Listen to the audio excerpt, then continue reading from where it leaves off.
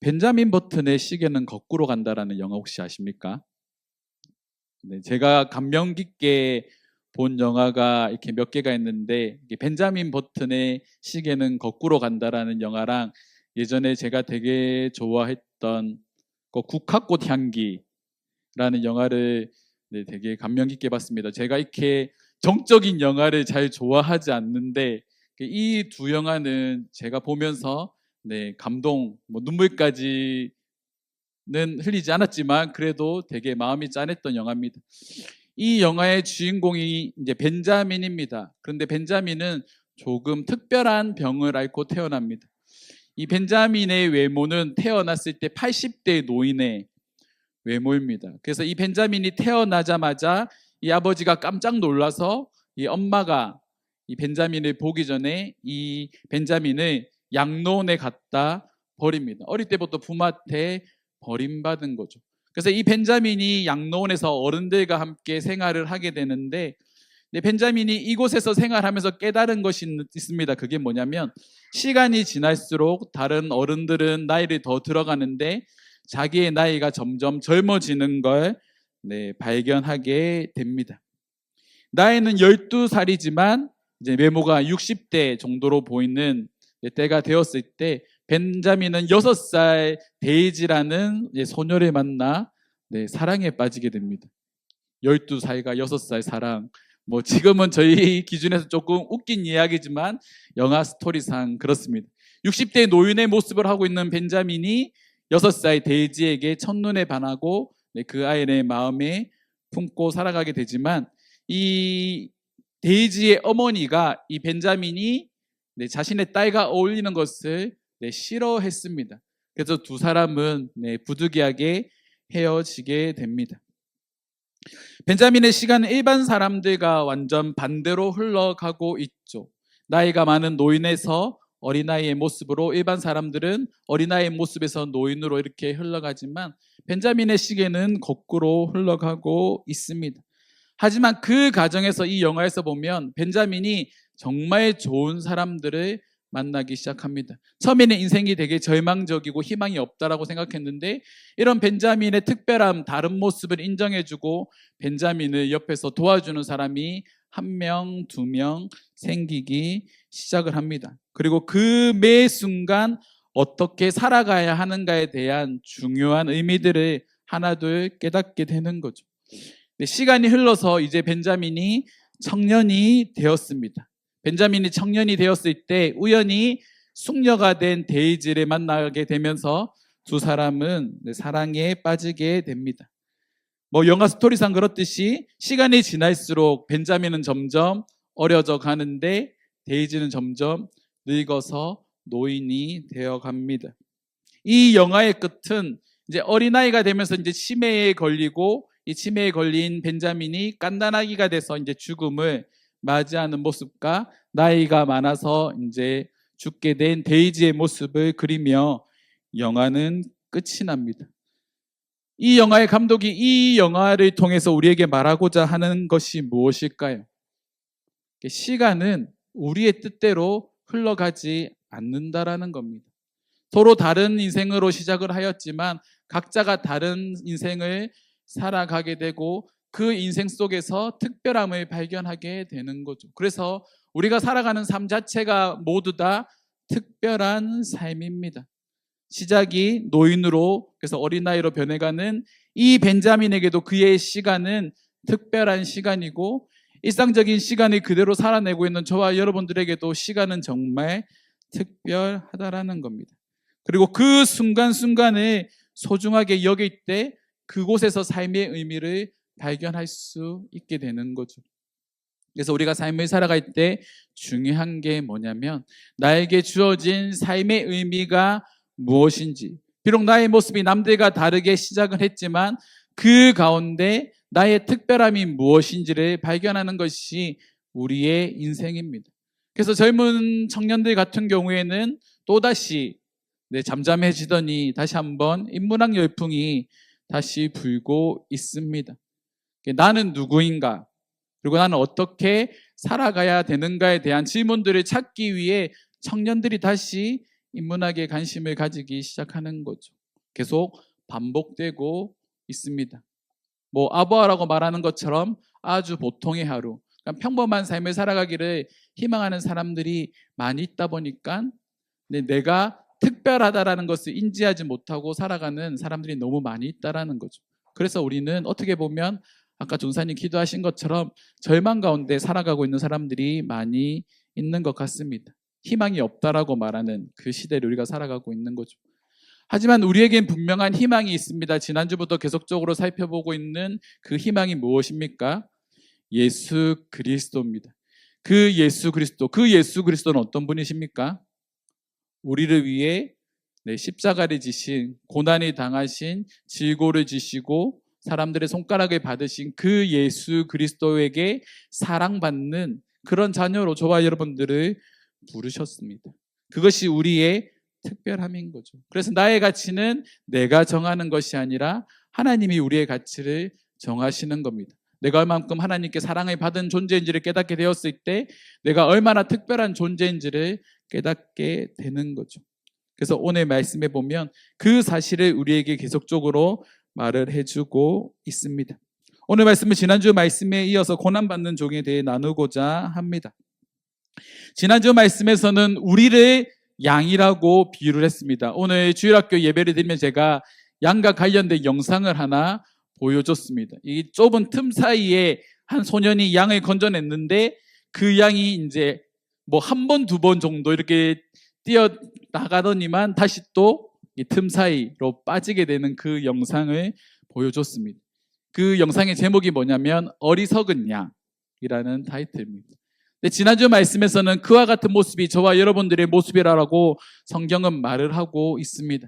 한 치 앞도 알지 못하고 우리가 똑같은 죄를 반복하는, 실수를 반복하는 우리 때문에 오늘 말씀에 보면 하나님의 어린 양이 되시는 그 예수 그리스도가 십자가를 지셨다는 사실을 말씀해 주는 거죠. 오늘 말씀은 예수님을 속건제물로 바쳐지는 양으로 비유합니다. 십자가 앞에 끌려가기까지 예수님의 모습을 어떻게 비유하냐면 도살장에 끌려가는 양처럼, 그리고 털을 깎으러가는 양처럼 잠잠하게 있는 그 모습을 말해주고 있는 거죠. 여러분 혹시 양 잡는 영상 혹시 보셨습니까? 아니면 잔인하니까 털 깎는 양 모습 보셨습니까? 우리 뭐 강아지 다 한 번씩은 키워보셨죠? 강아지 키울 때 털 깎으려고 하면 어떻게 합니까? 소위 말하는 개난리가 나는 거죠. 막 안 깎으려고 발버둥 치고 이빨을 응응거리고, 막 대부분 개들은 그렇고 특히 고양이는 더 털을 깎기 힘듭니다. 고양이는 또 공격도 잘 하잖아요. 이게 일반적인 동물들이 털을 깎을 때의 모습인데 양은 얌전하게 가만히 있습니다. 그대로 수용하는 거죠.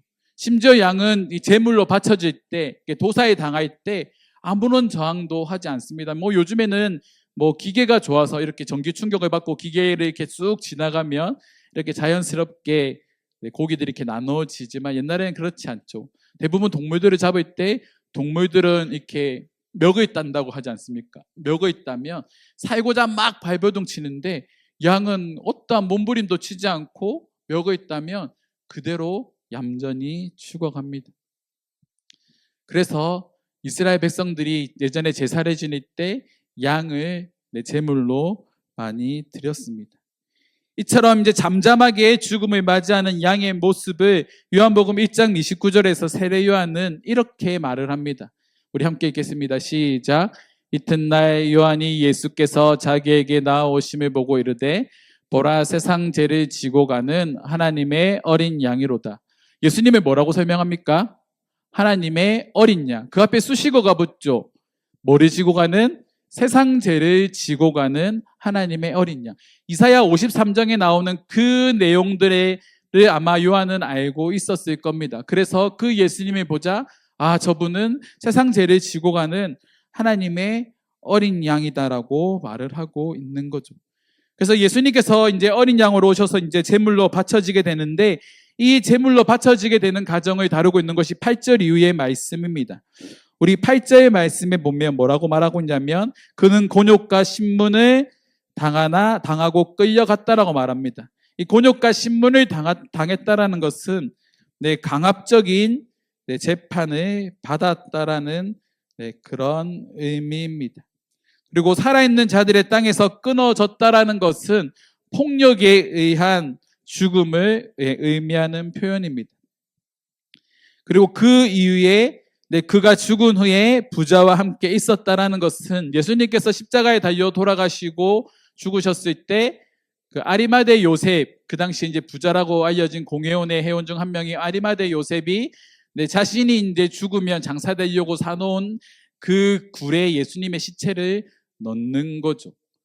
그 당시에 굴에 장사를 지낼 수 있다는 것은 어느 정도 재력이 있는 사람들만 할 수 있는 그런 장례의 절차입니다. 그런 것들을 이제 아리마대 요셉을 통해 예수님이 그 무덤에 들어갔다라는 겁니다.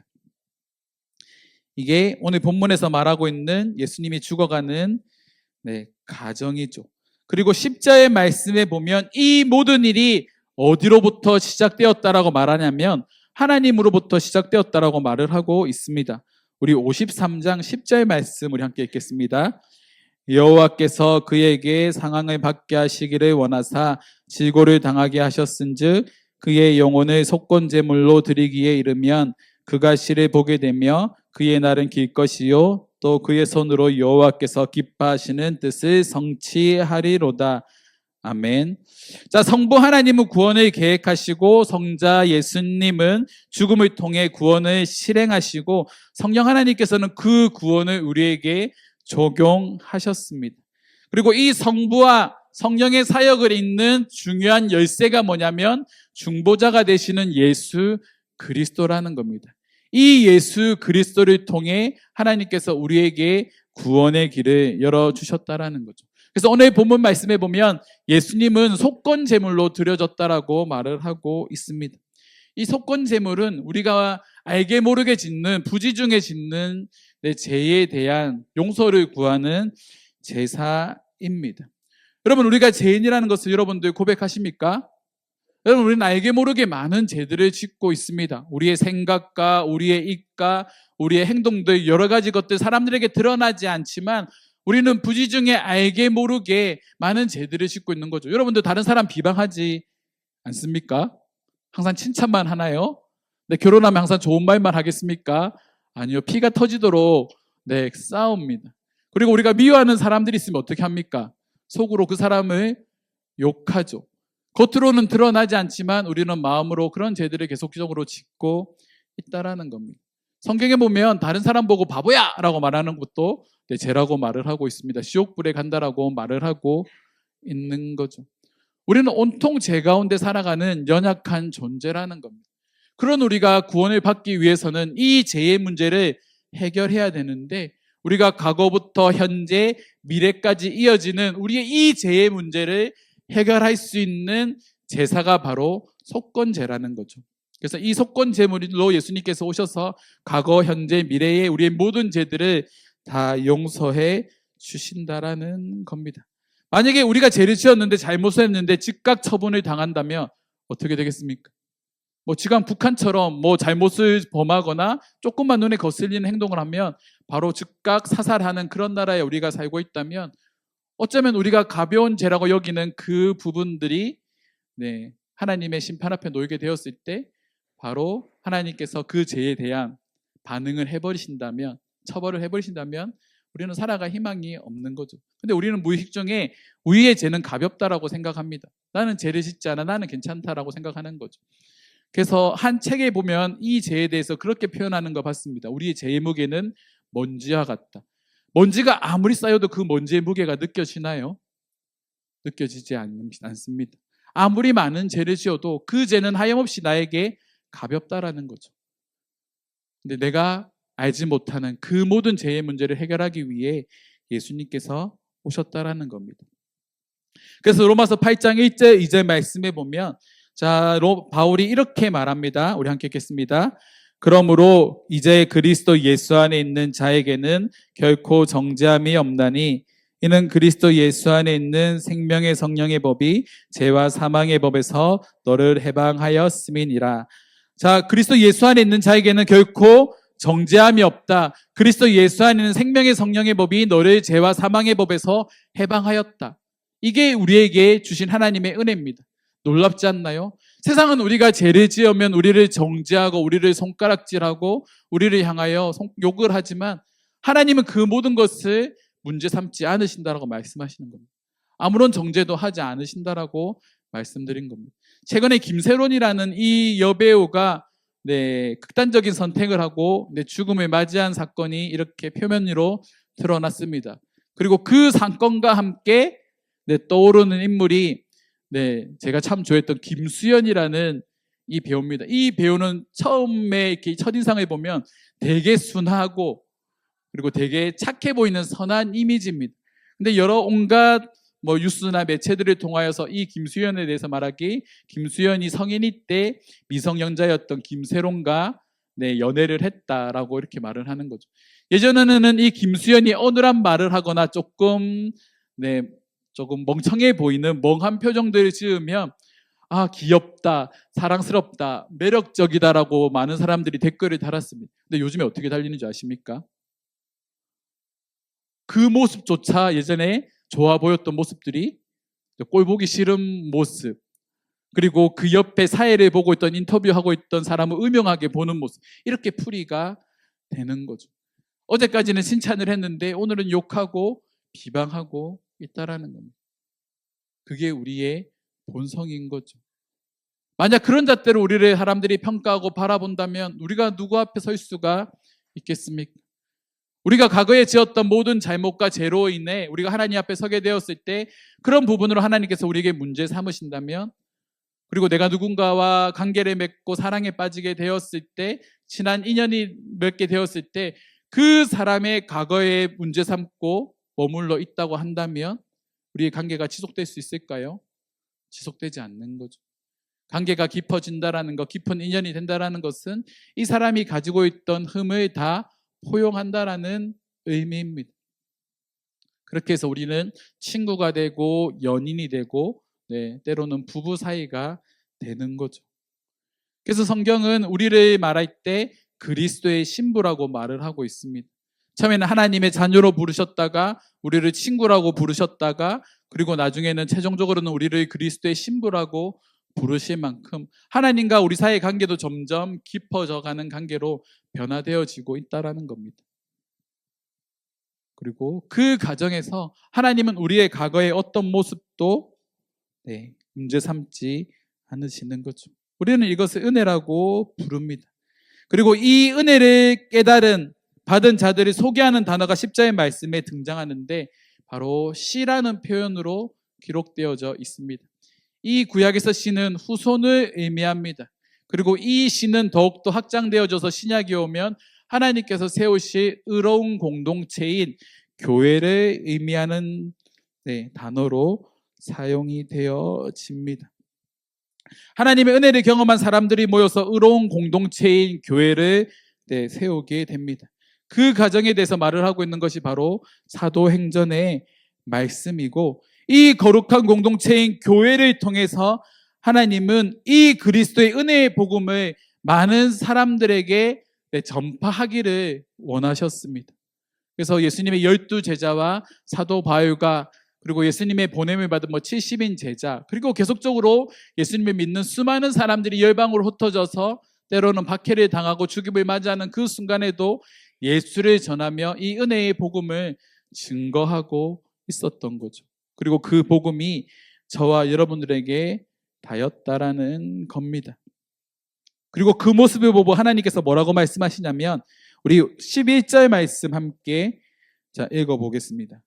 함께 읽겠습니다. 그가 자기 영혼에 수고한 것을 보고 만족하게 여길 것이라. 나의 의로운 종이 자기 지식으로 많은 사람을 의롭게 하며 또 그들의 죄악을 친히 담당하리로다. 아멘. 그가 자기 영혼에 수고한 것을 보고 뭐 하신다고요? 만족하신답니다. 하나님의 자녀로 부름받은 사람들이 이 은혜를 증거하는 삶을 살아가는 모습을 보고 하나님께서는 만족하고 계시다라는 거죠. 그래서 우리 신앙생활에서 가장 중요한 게 뭡니까? 내가 만족하는 신앙생활이 아니라 하나님께서 만족하시는 신앙생활을 해야 하는 겁니다. 그리고 그렇게 신앙생활을 할 때에 하나님께서 우리의 모든 것들을 채워주시는 거죠. 그리고 그 과정에서 하나님께서 가장 기뻐하시는 게 뭐냐면 바로 한 영혼을 하나님께로 인도하는 것. 그것이 하나님께서 가장 기뻐하시는 일이라는 겁니다. 예수님께서는 고난을 당하고 난 뒤에 생명의 빛을 받은 자녀들을 보고 만족하셨습니다. 그리고 그 일을 기뻐하시며 마땅히 십자가를 지시고 죽으셨습니다. 그것이 바로 우리를 향하신 하나님 아버지의 마음이란 거죠. 이와 같은 하나님의 마음을 보고 우리가 오늘 말씀을 통해 하나님께서 우리에게 주시는 교훈들이 있습니다. 그게 뭐냐면 첫 번째로 우리가 받는 것에 익숙해지지 말아야 합니다. 우리는 은혜를 받는 것을 갈망합니다. 날마다 구하죠. 우리는 누군가에게 뭔가를 받는 거 정말 좋아합니다. 그게 우리의 본성이지 않습니까? 뭘 받는 걸 제일 좋아하십니까? 뭐니 해도 이제 머니가 제일 좋죠. 사람들은 주는 것보다 받는 걸 더 기뻐합니다. 그래서 이 받는 걸 좋아하는 우리에게 하나님께서는 은혜라는 것을 주셨습니다. 근데 이 은혜가 한 번 줄 때는 너무 기쁘고 행복하고 너무 감격스럽습니다. 근데 이 은혜를 날마다 누리게 되면 어떻게 됩니까? 묻어지는 거죠. 호의가 계속되면 권리가 된다라는 이 말이 괜히 나온 말이 아닌 것 같습니다. 특히 제가 아이들을 만나거나 사람들에게 뭔가를 이렇게 대접할 때 대부분 아이들은 그렇죠. 멈출 줄을 모릅니다. 더 해주세요. 더 사주세요. 더 해주세요. 한 번도 됐어요라는 말을 들어본 적이 없습니다. 해줄까? 네, 더 주세요. 해줄까? 더 주세요. 더 먹을래? 네, 그리고 또 안 먹습니다. 쌓여가는 거죠. 당연한 아이들의 모습입니다. 어른도 별반 다르지 않을 겁니다. 제가 신대원에 다닐 때 저희 동기 중에 한 명이 그런 친구가 있었습니다. 철없던 동기죠. 그 친구는 이 경제적으로 조금 넉넉한 풍요로운 교회에서 사역을 했습니다. 그래서 이제 보통 학부생들한테, 대학원생들한테는 사택을 안 주는데 이 교회는 이 친구에게 사택까지 제공을 했습니다. 그래서 이 친구가 이제 사택을 이제 구하고 이제 오피스텔 같은 데서 이제 살기 시작했는데 살림이 하나도 없지 않습니까? 그래서 한 주는 이 교회 돈 많으신 장로님이 세탁기를 이 친구에게 사주셨습니다. 그리고 그 친구가 학교에 와서 저에게 자랑하는 거죠. 야, 우리 교회 갔는데 한 장로님이 세탁기 사줬다. 좋겠지. 이렇게 하는 겁니다. 한 번 정도는 자취 시작하니까 그럴 수 있다. 집이 생겼으니까 그럴 수 있다고 생각했는데 그 다음 주에 와서 또 뭐를 자랑하냐면 야, 우리 교회 다른 집사님이 우리 집에 TV 사주더라. 이렇게 되는 겁니다. 한 주는 장로님이 냉장고 세탁기 사주시고 TV 사주시고 이게 계속 쌓여가는 거죠. 그리고 다 부자만 있겠습니까? 그렇게 재정적으로 넉넉하지 않은 분들도 있었겠죠. 그분들이 어떤 물건을 이렇게 또 하나 자취를 하니까 이게 사다 주셨습니다. 그리고 그 자기에게 쓸모없다라고 생각하는 물건을 받았고 왔을 때 그 친구가 뭐라고 말했냐면 막 불평하기 시작하는 거죠. 나 필요 없는데 그거 필요 없는데 그렇게 반응하는 겁니다. 그 모습을 보고 제가 그때는 너무 혈기가 왕성해서 이렇게 그러지 말아야 되는데 제가 너무 짜증이 나갖고 한마디 했습니다. 니는 그 그지 같은 본성부터 버리라고. 그지 건성부터 버리라고. 그렇게 사역할 거면 하지 말라고. 지금은 사역 안 하고 있습니다. 반전이죠. 지금은 사역을 안 하고 있습니다. 제가 전임 사역을 시작하고 이게 담임 목사님들에 따라서 이렇게 신방을 다니면서 결심했던 게 뭐냐면 성도들에게 식사 대접을 받지 않겠다라는 게 제가 다짐했던 겁니다. 그 당시에 제가 사역했던 교회가 전임 사역을 시작했던 사역했던 교회가 이게 못 사는 동네였거든요. 감천, 사상, 그리고 특별히 사상에 계신 성도님들은 대부분 새벽 시장에서 이렇게 일을 하시는 분인데 한번 식사 대접을 저희 교육자들한테 하게 되면 최소 10만 원에서 20만 원까지 더 많이 쓰시는 분들도 있었습니다. 그렇게 이제 목사님들 오면 대접을 하는데 너무 죄송스럽더라고요. 그래서 신방을 갔는데 대부분 집들이 크게 그렇게 넓지 않은 20평 내외의 작은 빌라거나 어떤 어르신은 단칸방에서 살고 있는 그런 분들이었습니다. 그런 분들이 목사님들이 극진히 대접해야 된다라고 식사를 대접하는 거죠. 그때 제가 생각했던 게 뭐냐면 나는 절대로 성도들에게 식사 대접을 방치지 않겠다라고 생각을 했습니다. 그래서 제가 먼저 개인적으로 신방을 가거나 사람들을 만나면 저는 그냥 습관적으로 제가 먼저 나가서 웬만하면 계산을 합니다. 대접받는 것보다 대접해드리는 것이 제가 그분들에게 할 수 있는 보답이라고 생각을 합니다. 그분들에 비해 저는 조금 더 편하게 돈을 벌고 있다라는 사례를 받고 있다는 생각 때문에 더 많이 움직이고 더 많이 섬기려고 노력을 하는 거죠. 성경에 보면 그와 같은 말씀들이 참 많이 있습니다. 주는 것보다 받는 것이 복이 있다. 거저 받았으니 거저 주어라. 이것이 우리가 은혜에 익숙하지 않기 위한, 은혜를 받는 것에만 익숙하지 않기 위한 우리가 살아가야 될 삶의 모습인 거죠. 그래서 우리가 두 번째로 기억해야 될 것이 은혜는 간직하는 것이 아니라 흘러 보내는 겁니다. 내가 은혜를 받았다고 한다면 그 은혜를 흘려 보낼 때 그곳에 새로운 은혜가 우리 가운데 임하는 거죠. 대부분 무언가를 흘려보내는 사람들의 모습을 보면 그런 말들을 참 많이 합니다. 내가 누군가를 섬기고 봉사하고 흘려보내는 게 내가 그 사람들을 도와주려고 하는 것이 아니라 내가 살아나기 위해서, 살아내기 위해서, 살아가기 위해서 그렇게 누군가를 섬긴다라고 말을 하는 거죠. 그래서 연예인 중에서도 어려운 일을 경험한 사람들, 정신적으로 압박을 받거나 그런 힘든 일을 경험했던 사람들이 뭘 합니까?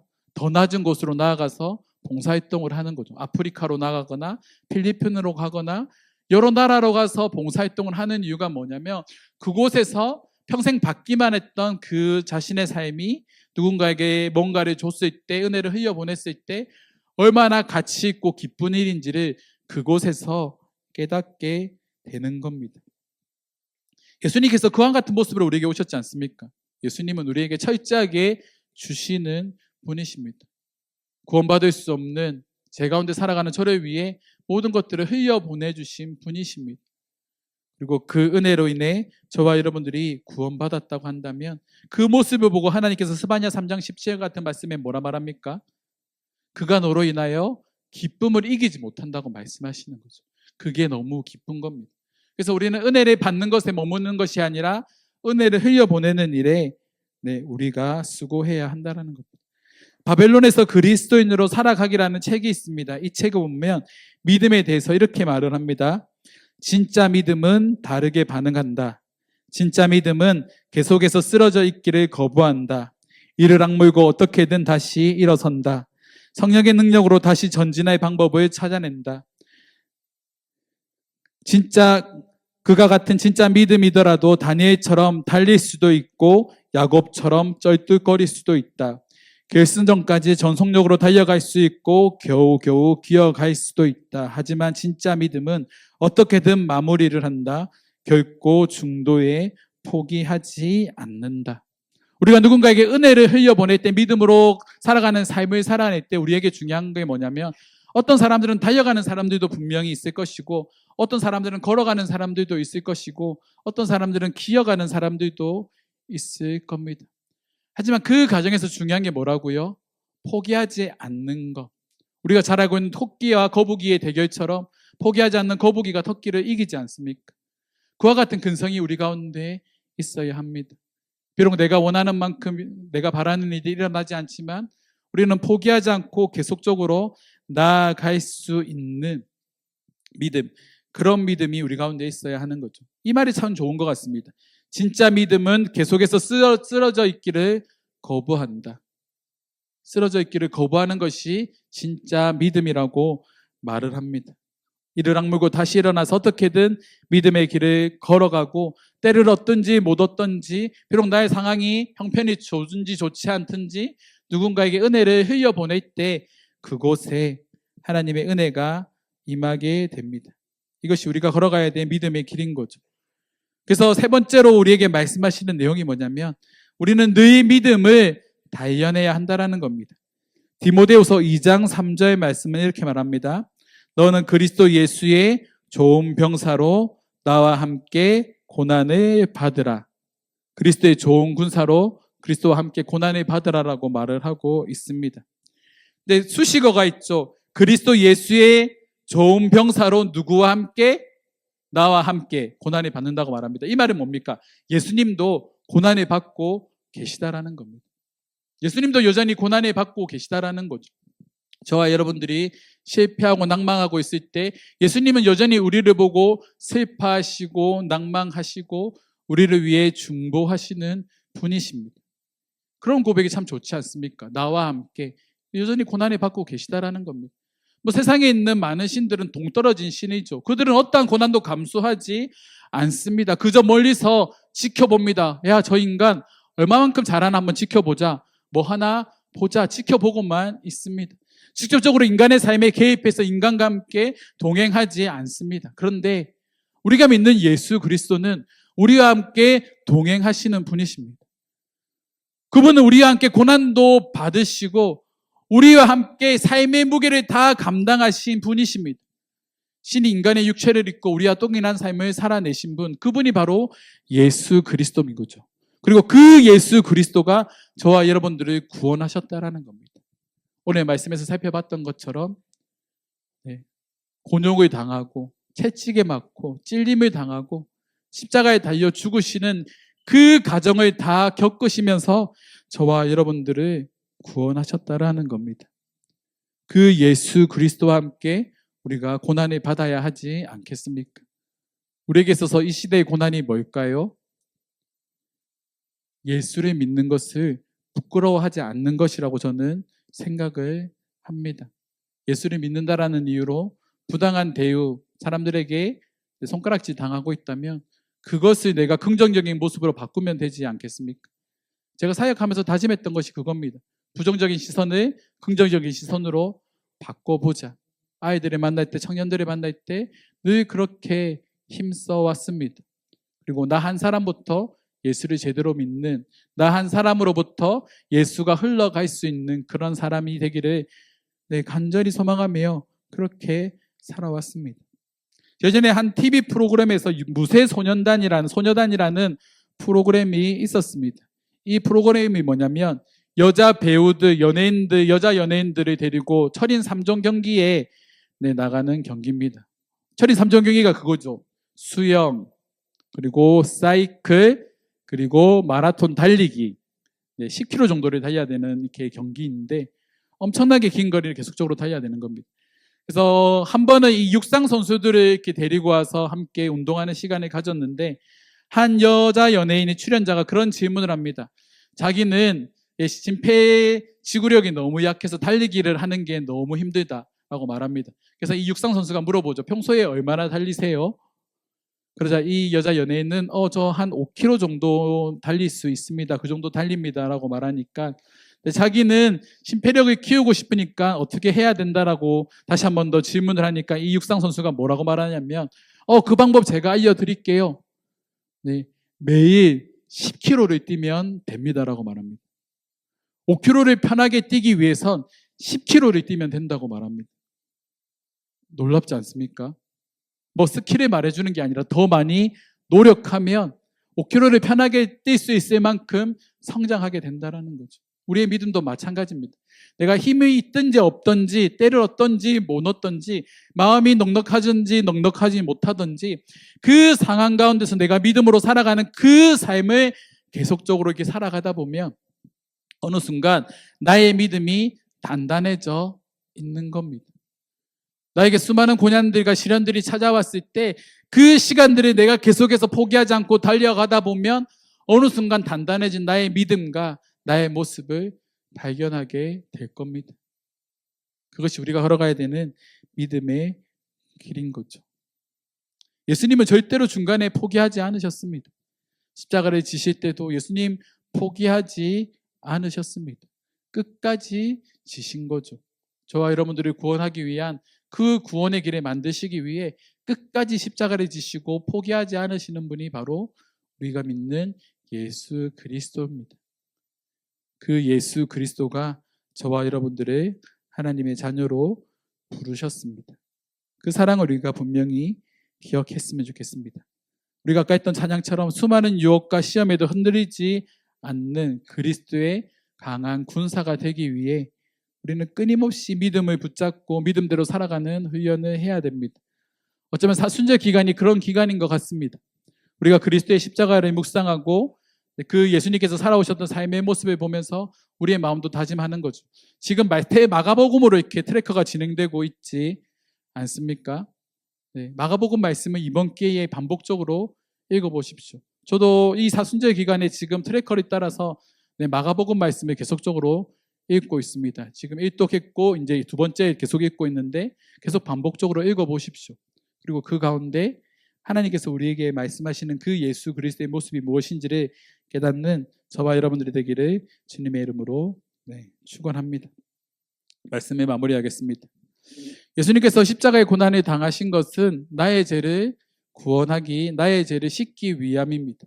나를 구원하기 위해 그분은 내 모든 즐거움과 고난을 감당하신 하나님의 어린 양으로 오신 그 예수 그리스도입니다.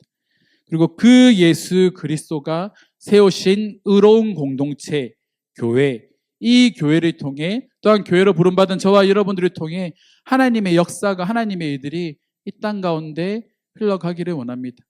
어둠이라고 말하는 세상에 이 빛을 밝게 비출 수 있는 저와 여러분들이 되기를 주님의 이름으로 축원합니다.